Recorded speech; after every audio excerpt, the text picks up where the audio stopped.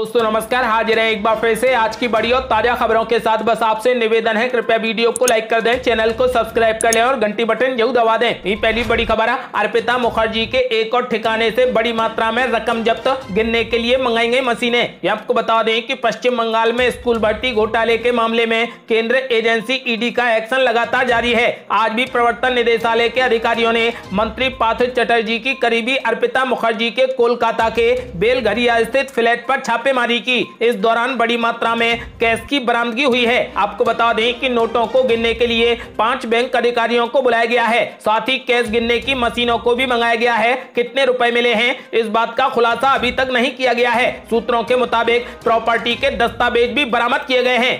और बड़ी खबर, अर्पिता मुखर्जी ने ईडी के सामने कर दिया बड़ा खुलासा। बोली, पार्थ चटर्जी ने मेरे घर को बना रखा था मिनी बैंक, एक कमरे में भर दिए थे नोट। ये आपको बता दें कि पश्चिम बंगाल में स्कूल जॉब घोटाले में गिरफ्तार किए गए राज्य सरकार के मंत्री पार्थ चटर्जी की सहयोगी अर्पिता मुखर्जी ने बड़ा खुलासा कर दिया है। अर्पिता मुखर्जी का कहना है कि पार्थ चटर्जी उसके घर को मिनी बैंक की तरह इस्तेमाल करते थे। अर्पिता मुखर्जी ने बताया कि पार्थ चटर्जी उसके घर में ही पैसे रखा करते थे। सूत्रों के मुताबिक अर्पिता मुखर्जी ने बताया कि पूरी रकम को उसके घर के एक कमरे में रखा जाता था, जहां पर पार्थ चटर्जी और उसके लोगों की ही एंट्री थी। अर्पिता का कहना है कि हर सप्ताह या फिर 10 दिन में एक बार पार्थ चटर्जी उसके घर पर आया करते थे। इस खुलासे के बाद अब ममता बनर्जी की मुश्किलें बढ़ गई हैं।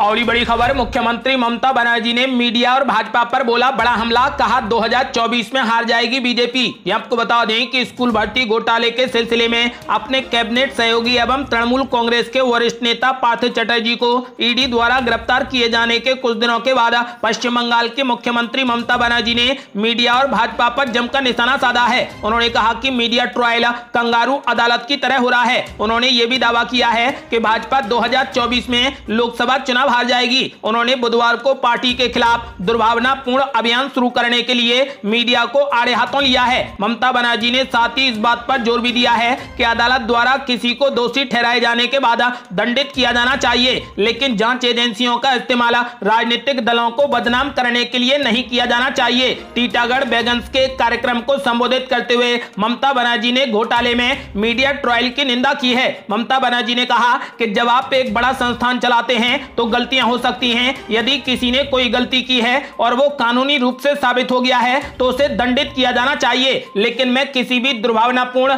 मीडिया अभियान के खिलाफ हूं। मीडिया कंगारू अदालत की तरह भूमिका निभा रहा है। ममता बनर्जी ने भाजपा पर बरसते हुए कहा कि भाजपा अब सत्ता में नहीं आएगी। उन्होंने दावा कर दिया है कि भाजपा 2024 में चुनाव हार जाएगी। मुख्यमंत्री ममता बनर्जी ने कहा कि मैं संख्याओं के बारे में बात कर सकती हूं और वे कहां से आएंगे, हालांकि मुझे विश्वास है कि भाजपा सत्ता में नहीं आएगी। उन्होंने साफ कर दिया है कि भाजपा 2024 में पूरे तरीके से चुनाव हारेगी।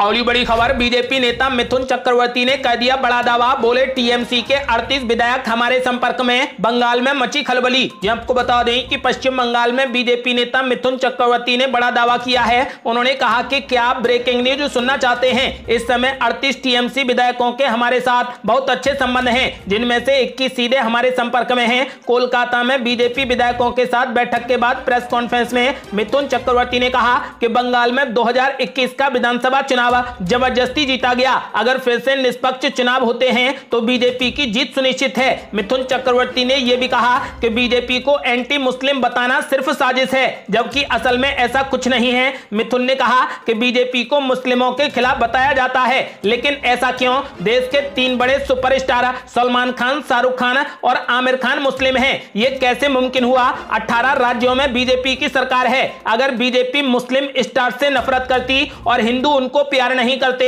तो फिर इन तीनों स्टार्स की फिल्में इन राज्यों में कैसे बड़ा कलेक्शन करती है? मैं जहां भी हूं वहां पर इसलिए पहुंचा हूं क्योंकि हिंदू, मुस्लिम, सिख सब मुझे प्यार करते हैं। वहीं मुख्यमंत्री ममता बनर्जी के उस बयान पर जिसमें उन्होंने दावा किया था कि 2024 के लोकसभा चुनाव में बीजेपी की सरकार नहीं बनेगी, इस पर प्रतिक्रिया देते हुए मिथुन चक्रवर्ती ने कहा कि देश में फिर से भारतीय जनता पार्टी की सरकार बनेगी और फिर से बनेगी। साथ ही 18 राज्यों में बीजेपी की सरकार भी फिर से आएगी। मिथुन चक्रवर्ती ने बंगाल में ईडी की कार्रवाई पर बोलते हुए कहा कि अगर कोई सबूत नहीं है तो डरने की कोई जरूरत नहीं है, लेकिन अगर किसी ने गलत काम किया है तो उसे कोई शक्ति नहीं बचा सकती। आपको बता दें कि फिलहाल मिथुन चक्रवर्ती ने बंगाल में खलबली मचा दी है। उन्होंने साफ कर दिया है कि टीएमसी के 38 विधायक बीजेपी के संपर्क में हैं।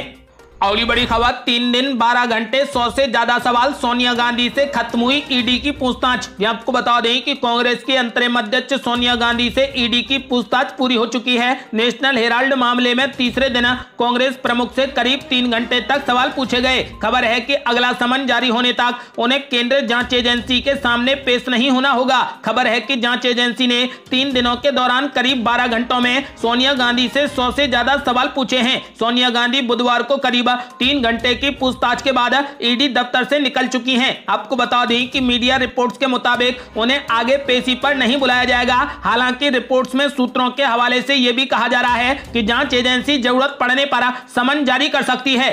अगली बड़ी खबर, अखिलेश यादव ने यूपी सरकार पर बोला बड़ा हमला, कहा हर फाइल में भ्रष्टाचार, मंत्री से लेकर अधिकारी सभी भ्रष्ट, यही है भाजपा का रामराज। आपको बता दें कि समाजवादी पार्टी के राष्ट्रीय अध्यक्ष अखिलेश यादव ने आरोप लगाते हुए कहा कि भाजपाई नेता, मंत्री, अधिकारी सब भ्रष्टाचार में डूबे हैं, सभी विभागों में घूस के रेटते हैं, हर फाइल में भ्रष्टाचार शामिल है, यही भाजपा का रामराज है। अखिलेश यादव ने बुधवार को जारी बयान में कहा कि भाजपा सरकार में किसानों की जमीन का बेनामा कराए बगैर ही एक्सप्रेसवे के नाम पर काम शुरू करवा दिया गया। उत्तर प्रदेश मध्य प्रदेश की सीमा पर परिवहन की आवाजाही में वसूली की जा रही है। सरकार व उसके मंत्री बुंदेलखंड एक्सप्रेसवे पर इतरा रहे थे, लेकिन रोजाना वो जगह जगह धंसता जा रहा है। हमीरपुर में एक्सप्रेसवे के अंडरपास में भी दरारें आ गई हैं, इटावा में सड़क धंस गई है। उन्होंने कहा कि पूर्वांचल एक्सप्रेसवे पर दुर्घटनाओं की जांच में गई टीम ने उसमें तमाम खामियों को इंगित किया है। भाजपा सरकार के निम्न स्तर के निर्माण कार्यों की वजह से जनता की जान जोखिम में है। यूपी में सभी विभागों में ट्रांसफर पोस्टिंग का खेल खेला जा रहा है। जनता इस खेल में पिस रही है। जांच की आड़ में बड़े बड़े नाम आ रहे हैं। नमामि गंगे योजना में करोड़ों रुपए खर्च हो चुके हैं, लेकिन गंगा अविरल निर्मल नहीं हुई, यमुना स्वच्छ नहीं हुई। भ्रष्टाचारी झूठी जुमले वाली भाजपा की डबल इंजन सरकार अब जनता की बर्दाश्त के बाहर होती जा रही है। अगली बड़ी खबर, मौलाना तौकीर ने मोदी सरकार पर बोला बड़ा हमला, बोले भाजपा ने राष्ट्रीय ध्वज को बना दिया धंधा। आपको बता दें कि इत्तेहादे मिल्लत काउंसिल के प्रमुख मौलाना तौकीर ने एक बार फिर से बयानबाजी की है। इस बार उन्होंने घर घर तिरंगा योजना पर निशाना साधते हुए पूछा कि क्या मोदी सरकार आरएसएस कार्यालय पर भी तिरंगा फहरवाएगी। उन्होंने कहा कि तिरंगा योजना जनता का दोहन करने की स्कीम है, राष्ट्रीय ध्वज को धंधा बना दिया है, इससे बड़ा दुर्भाग्य क्या होगा। आपको बता दें कि पत्रकारों से बातचीत करते हुए मौलाना तौकीर ने कहा कि जैसे पेट्रोल 100 के पार जा रहा है, वैसे डॉलर भी 100 के पार चला जाएगा। मोदी सरकार को अगर भारत को विश्व गुरु बनाना है तो पड़ोसी देश नेपाल, भूटान, पाकिस्तान जैसे देशों से बात करनी होगी। ओम प्रकाश राजभर और शिवपाल यादव को लेकर पूछे गए सवाल के जवाब में उन्होंने कहा कि कांग्रेस, सपा, बसपा पूरे विपक्ष को मिलकर ममता बनर्जी को प्रधानमंत्री का चेहरा बनाना चाहिए, वरना भाजपा का मुकाबला करना किसी के बस की बात नहीं है। अगली बड़ी खबर, 50 घंटों के लिए धरने पर बैठे निलंबित सांसद, नायडू बोले माफी के बाद ही निलंबन होगा वापस। आपको बता दें कि संसद के 8वें दिन भी विपक्ष का हंगामा जारी रहा। इस हंगामे के चलते दोनों सदनों की कार्यवाही बार बार स्थगित करनी पड़ रही है। इसके अलावा राज्यसभा में कल निलंबित किए गए सांसदों का धरना प्रदर्शन भी शुरू हो गया है। लोकसभा राज्यसभा को मिलाकर कुल 24 सांसदों पर निलंबन की कार्यवाही हुई है। इसी बीच बुधवार को विपक्षी दलों के नेताओं ने राज्यसभा अध्यक्ष एम वेंकैया नायडू से मुलाकात की, जिसके बाद संभावना जताई जा रही है कि अगले सप्ताह महंगाई के मुद्दे पर भी चर्चा हो सकती है। सदन से निलंबित सांसदों के 50 घंटों के धरना प्रदर्शन पर केंद्रीय संसदीय कार्य मंत्री प्रहलाद जोशी ने कहा कि गलती करने वाले अगर गलती को स्वीकार कर माफी मांगते हैं तो वे बड़े हो जाते हैं, लेकिन वे ऐसे अहंकार प्रदर्शन करेंगे तो हम क्या कर सकते हैं। हमें आपके स्वास्थ्य की चिंता है, इसलिए आपसे अनुरोध है कि आप सुबह से शाम तक विरोध कीजिए, लेकिन शाम को अपने घर में चले जाइए। जब सरकार चर्चा के लिए तैयार थी तब आपने जो व्यवहार किया उसे जनता देख रही है, ये ठीक नहीं है। इसी बीच विभिन्न विपक्षी दलों के नेताओं ने बुधवार को राज्यसभा के सभापति एम वेंकैया नायडू से मुलाकात की। इन नेताओं ने निलंबन किए गए 20 सदस्यों का निलंबन वापस लेने की मांग की। हालांकि नायडू ने साफ तौर पर कह दिया है कि निलंबन वापस तभी होगा जब निलंबित सदस्य अपने दुर्व्यवहार के लिए खेद जताएंगे और माफी मांगेंगे। और ये बड़ी खबर, मुख्यमंत्री ममता बनर्जी ने बीजेपी पर बोला बड़ा हमला, बोली महाराष्ट्र पर किया कब्जा, अब झारखंड में कोशिश है लेकिन बंगाल उन्हें हरा देगा। ये आपको बता दें कि पश्चिम बंगाल की मुख्यमंत्री ममता बनर्जी एक बार फिर बीजेपी पर जमकर बरसी। उन्होंने कहा कि निश्चित है कि बीजेपी 2024 में सत्ता में नहीं आएगी। तृणमूल कांग्रेस की अध्यक्ष ममता बनर्जी ने कहा कि उनके पास में कोई काम नहीं है, उनका काम 3 से 4 एजेंसियों के जरिए राज्य सरकारों को अपने हाथ में लेना है। मुख्यमंत्री ने कहा कि उन्होंने महाराष्ट्र पर कब्जा किया, अब झारखंड में कोशिश चल रही है लेकिन बंगाल उन्हें हरा देगा। बंगाल को तोड़ना आसान नहीं है क्योंकि यहां पर आपको पहले रॉयल बंगाल टाइगर से लड़ना होगा। ममता बनर्जी ने साफ कर दिया है कि 2024 लोकसभा चुनाव में बीजेपी सत्ता में नहीं आएगी। और ये बड़ी खबर, नुपुर शर्मा कनेक्शन में भाजपा नेता की हत्या से उबला कर्नाटक, पार्टी विधायक ने दी इस्तीफे की चेतावनी। ये आपको बता दें कि कर्नाटक के दक्षिण कन्नड़ जिले में मोटरसाइकिल सवार हमलावरों ने मंगलवार रात एक भाजपा युवा कार्यकर्ता प्रवीण नेतारू की हत्या कर दी। प्रवीण का कसूर सिर्फ इतना था कि उसने कन्हैयालाल के समर्थन में पोस्ट किया था। इस हत्याकांड के कुछ घंटों बाद बसवराज बॉम्बई सरकार में भाजपा विधायक रेणुकाचार्य ने कहा कि अगर राज्य सरकार ने हमलावरों के खिलाफ जल्द से जल्द कार्रवाई नहीं की तो वो अपना इस्तीफा दे देंगे। उत्तर प्रदेश सरकार के बुलडोजर न्याय का हवाला देते हुए विधायक ने कहा कि अगर हमारी सरकार योगी आदित्यनाथ की सरकार के मॉडल पर उपद्रवियों के खिलाफ सख्त कार्रवाई करती है तो ऐसे बदमाशों को सबक मिलेगा। उन्होंने कहा कि राज्य में हिंदू कार्यकर्ताओं की हत्याएं बार बार बढ़ी हैं। अगर हम अपने हिंदू कार्यकर्ताओं की रक्षा नहीं कर सकते तो सत्ता में रहने का क्या फायदा। और ये बड़ी खबर, यूपी के बीजेपी प्रदेश अध्यक्ष की तलाश पूरी, पार्टी कर सकती है चौंकाने वाला ऐलान। ये आपको बता दें कि यूपी में बीजेपी का नया प्रदेश अध्यक्ष कौन होगा। पिछले 3 महीने में दर्जन भर से ज्यादा नाम चर्चा में आ चुके हैं। इसमें केंद्र और राज्य सरकार के मंत्रियों के अलावा कई सांसद और अन्य दिग्गज शामिल हैं। इस फेहरिस्त में नया नाम अब एक डिप्टी सीएम का है। माना जा रहा है कि पार्टी हाईकमान ने यूपी के नए प्रदेश अध्यक्ष की तलाश पूरी कर ली है। जानकारों का कहना है कि बाकी फैसलों की तरह पार्टी नेतृत्व नए अध्यक्ष को लेकर भी सबको चौंकाएगा। आपको बता दें कि यूपी के बीजेपी प्रदेश अध्यक्ष का नाम जल्द ही घोषित किया जाएगा।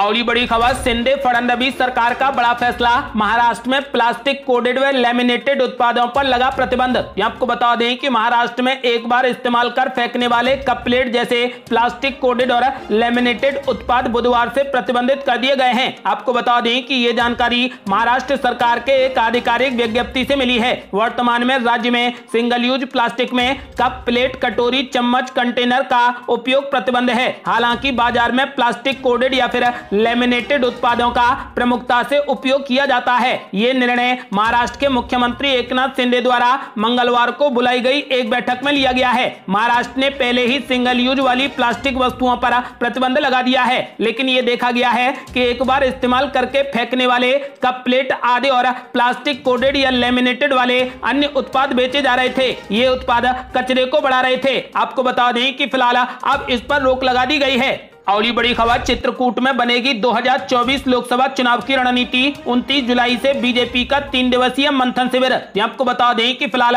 उत्तर प्रदेश में विपक्षी पार्टियां जहां अपनी अपनी खींचतान में लगी हैं, वहीं दूसरी तरफ बीजेपी ने 2024 लोकसभा चुनावों की तैयारी भी शुरू कर दी है। यूपी बीजेपी के नेता और पदाधिकारी 29 से 31 जुलाई के बीच में चित्रकूट में 3 दिवसीय बैठक करने जा रहे हैं। इस बैठक में लोकसभा चुनावों को लेकर मंथन होगा और चुनावी रणनीति तैयार की जाएगी।